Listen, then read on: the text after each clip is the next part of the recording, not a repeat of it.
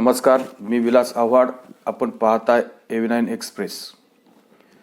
मित्रांनो, केंद्राने 3 कृषी कायदे मंजूर केले होते आणि या कायद्यांच्या विरोधात ज्यावेळेस उत्तर प्रदेश विधानसभेचं निवडणूक होती त्याच्या अगोदर 6 महिने या 3 कृषी कायद्यांच्या विरोधात ज्या प्रकारे लेफ्ट लिब्रांडू यांनी जे काही रान उठवलं आणि जवळजवळ 1 वर्षभर हरियाणा, उत्तर प्रदेश, नोएडा या ज्या भागामध्ये जे काही रस्ते जाम करून जे काही नॅरेटिव्ह सेट केलं की हे कृषी कायदे शेतकऱ्यांच्या किती विरोधात आहेत, शेतकऱ्यांचं यामधून किती नुकसान होईल आणि या कृषी कायद्याचा फायदा लोकांना यायच्या अगोदरच ते कायदे केंद्र सरकारला निरस्त करावे लागले. अक्षरशः यामधून शेतकऱ्यांची फार मोठी हानी झाली. हे कायदे, कृषी कायदे हे शेतकऱ्यांच्या फायद्यासाठी होते, शेतकऱ्यांचा यामध्ये हित होतं. पण हीच गोष्ट या लेफ्ट लिब्रांडू आणि याच्यामध्ये मोठ्या प्रमाणामध्ये जे भारतीय टूल किट तर सामील होतंच, पण याच्यामध्ये परदेशी टूल किट आणि फॉरेन फंडिंग सुद्धा याच्यामध्ये मोठ्या प्रमाणात सामील होतं आणि हा खूप मोठा देशाच्या विरुद्ध असलेला एक षड्यंत्र होतं. आणि शेवटी जनतेच्या रेट्यापुढे सरकारला पण झुकावं लागतं. सरकारने हे कृषी कायदे मागे घेतले, पण यातून शेतकऱ्यांचं फार मोठं नुकसान झालं. अशाच प्रकारे जेव्हा कुठलं तरी आंदोलन राजकीय हेतूने प्रेरित असतं, ह्या सगळ्या गोष्टी आपण देशामध्ये वारंवार पाहत आलोय. अशाच प्रकारचं आंदोलन जे काही महिला पैलवानांचं सुद्धा आंदोलन आहे, ज्या प्रकारे कृषी कायदे जे काही मागे घेतले आणि कृषी कायद्याचं जे काही आंदोलन, फक्त उत्तर प्रदेशची निवडणूक 6 महिने जवळ होती आणि उत्तर प्रदेश हे देशातलं सर्वात मोठं राज्य आहे आणि मग इथं या राज्यामध्ये या कृषी कायद्यांच्या या अशा मोठ्या प्रमाणामध्ये आंदोलन केल्यामुळं या निवडणुकीवर परिणाम होईल आणि उत्तर प्रदेशामध्ये जे काही भाजपचं सरकार आहे आणि ते घालवण्यासाठी किंवा मोठ्या प्रमाणात योगी किंवा मोदींना विरोध करण्यासाठी हे आंदोलन घडवलं आणि त्याचा फायदा फार काही झाला नाही. उत्तर प्रदेशामध्ये योगींचं सरकार परत रिपीट झालं.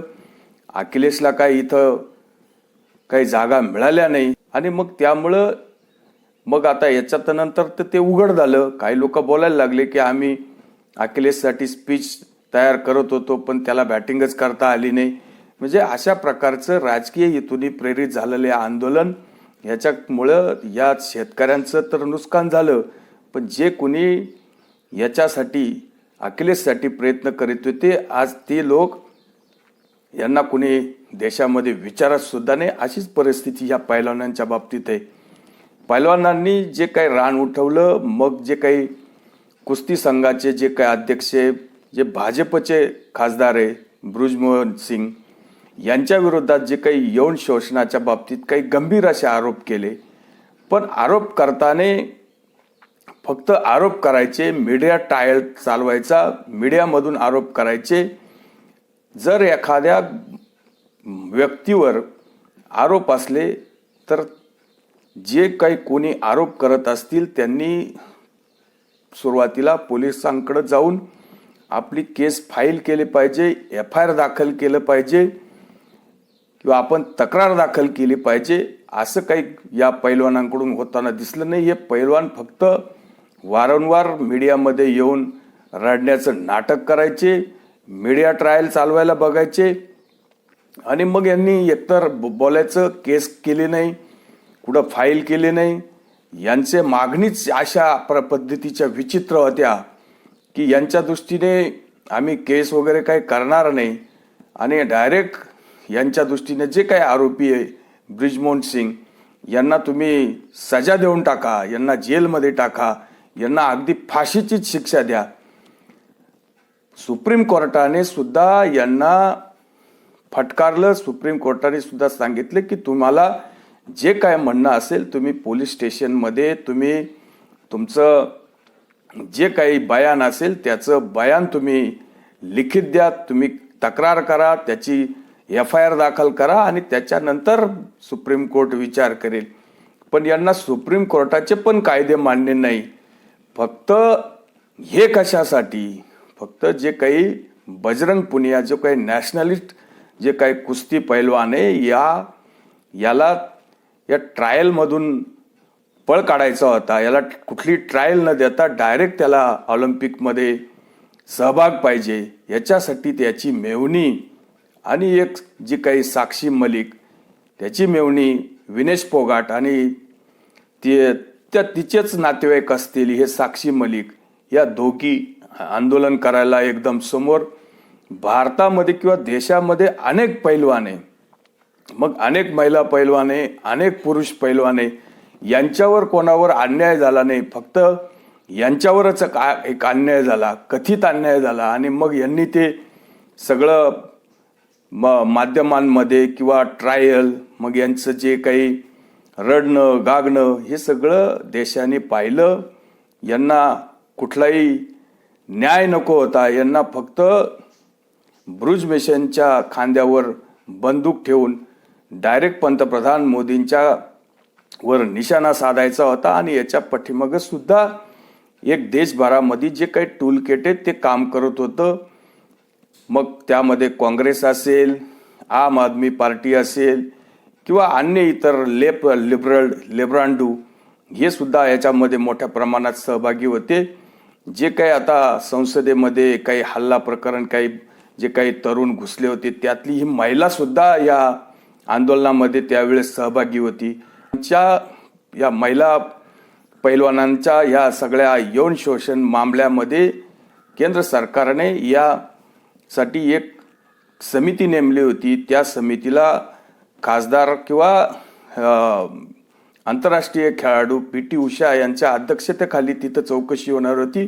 या चौकशीला सुद्धा यांनी नकार दिला आणि PT उषांचा सुद्धा त्या जंतर मंतर ठिकाणी PT उषांचा सुद्धा यांनी अपमान केला. त्यांना सुद्धा या लोकांनी धक्केबुक्के दिले. म्हणजे यांच्या दृष्टीने आम्हाला ट्रायल नकोय, आम्हाला डायरेक्ट आंतरराष्ट्रीय खेळामध्ये खेळायला मिळालं पाहिजे, याच्यासाठी हा सगळा खटाटोप होता.